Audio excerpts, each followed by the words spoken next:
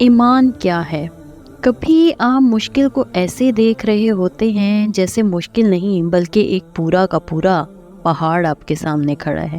نہ صرف یہ بلکہ محسوس ہوتا ہے جیسے اوپر بھی سیاہ بادل گھنے جنگل کی مانند امید کی ہر کرن کو چھپائے ہوئے ہیں۔ زمین نے بھی گویا اپنی ساری کی ساری پناہیں چھپا لی ہیں اور آپ کو کہیں ہوا میں اچھال دیا ہے۔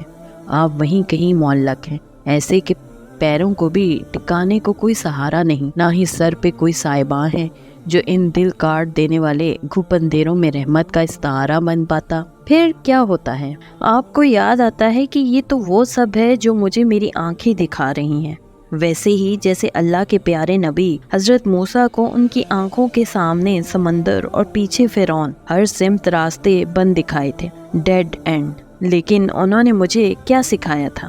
ہرگز نہیں، میرے ساتھ میرا رب ہے، وہ ضرور میری رہنمائی فرمائے گا۔ جبکہ ان کی قوم نے کیا کیا تھا؟ جب دونوں گروپوں کا آمنا سامنا ہوا تو موسیٰ علیہ السلام کے ساتھی چیخ اٹھے کہ ہم تو پکڑے گئے۔ پھر میرے اللہ نے کیا کیا؟ ہم نے موسیٰ کو وحی کے ذریعے سے حکم دیا کہ مار اپنا عصا سمندر پر، یکا سمندر پھٹ گیا اور اس کا ہر ٹکڑا عظیم الشان پہاڑ کی طرح ہو گیا۔ حضرت موسیٰ علیہ السلام نے جسمانی آنکھ کی بجائے اپنے دل کی آنکھ پر اعتبار کیا تھا، اپنے ایمان پر اعتبار کیا تھا، اپنے اللہ پر توکل دکھایا تھا۔ نتیجہ کیا ہوا؟ سمندر میں رستے بنتے گئے۔ توکل ہو تو ایسا ہی کہ آگ بھی گلزار ہو جائے، کنویں تک نہ جان لے جائیں، مچھلی کے پیٹ میں سے بھی زندہ نکل آئیں۔ جب آپ کے دل کی آنکھ اندھیروں میں بھی یہ روشنی دیکھنا سیکھ لیتی ہے تو آپ کی دعا عام لوگوں کی دعا جیسی نہیں رہتی۔ آپ ہاتھ اٹھاتے ہیں اور آنسو یوں دل سے الفاظ ادا کرواتے ہیں کہ زمین اور آسمان ہل جاتے ہیں۔ پھر کیا ہوتا ہے؟ پھر کرامات ہوتی ہیں، پر کرامات صرف صبر والوں کے لیے ہی ہوتی ہیں، بات بات پر شکایات کا واویلا مچانے والوں کے لیے ہرگز نہیں۔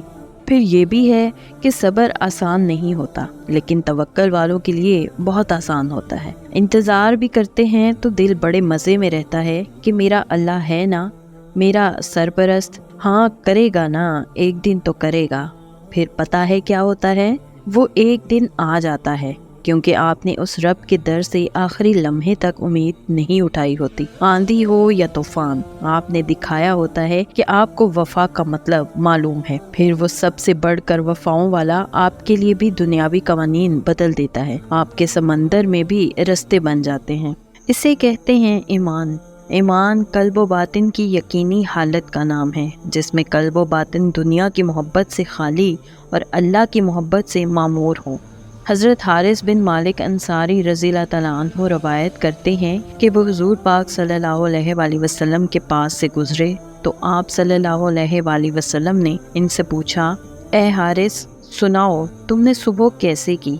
انہوں نے عرض کیا، یا رسول اللہ میں نے ایمان کی حقیقت پاتے ہوئے صبح کی۔ آپ صلی اللہ علیہ وآلہ وسلم نے فرمایا، اے حارث غور کرو اور بتاؤ کہ تم کیا کہہ رہے ہو۔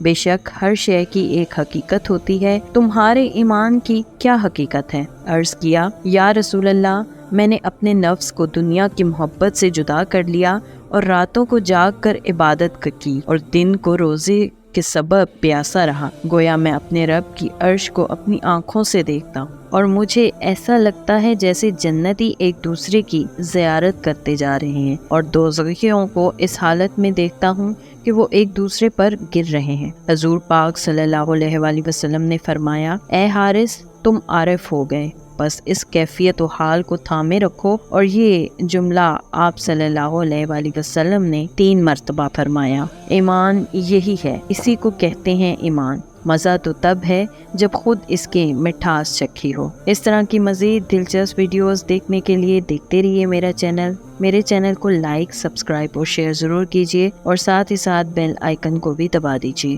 شکریہ، اللہ حافظ۔